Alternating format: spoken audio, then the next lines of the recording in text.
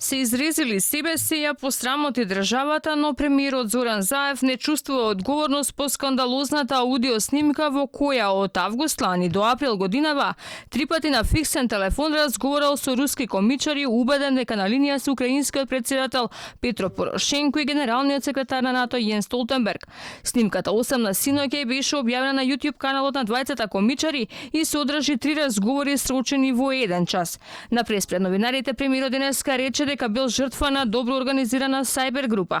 Не гледал вина во дипломатскиот протокол, ниту пак во неговиот кабинет, а уште помалку пак чувствувал вина кога во делот разговорите нуди 100.000 евра за решавање на статусот на МПЦ на Вселенскиот патријарх Вартоломеј, но и директното посочување на премиерот со соседството како блиски луѓе на Русија. Но ако требало, пак ќе се извинел. Зошто мислите дека е направена таква штета, за да може да има потреба некој да понесе одговорност? Значи, штетата е во чувството дека е снимен премиерот на Република Северна Македонија. И тоа е чувството. Јас ги повтарам ставовите, кои што се наши официјални ставови. Јас лично сум верувал дека постои тој состанок и официјално како премиер зборам на самиот тој состанок. И апсолутно, ако некој сум повредил со таквите ставови, знам да се извинам во тој дел и апсолутно не мислам дека треба да се понесе одговорност. Заев се чувствувал лошо по објавените снимки, ама му било драго што комичарите го ставиле во елитно друштво со Столтенберг, Порошенко, Макрон. За премиерот давањето на личните броеви на Рамуш Харадина и американскиот помошник државен секретар Вес Мичел не биле скандал, ниту пак оддавање на државна тајна.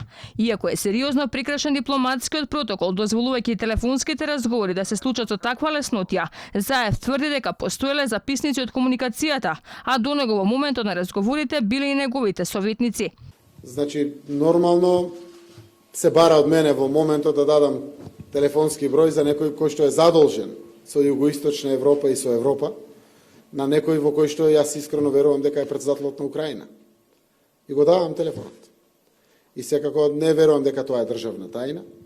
Побарано е од председателот Порошенко, наводно од председателот Порошенко, да стапи контакт со мене, давам термин измеѓу состаноци, кога е, и тогаш разговарам, кај мене седи службеник, најчесто тоа е за надворешна политика Дане Талевски, да се запишени, записниците стојат во архивите на владата. Не очекувам реперкусии, ако се случат, ние немаме проблем да се извиниме. Строгите дипломатски правила налагаат разговор меѓу двајца државници да бидат договорени официјално преку амбасадорите на или во двете земји. Премиерот збунет вели имало комуникација, ама ете се случила манипулацијата.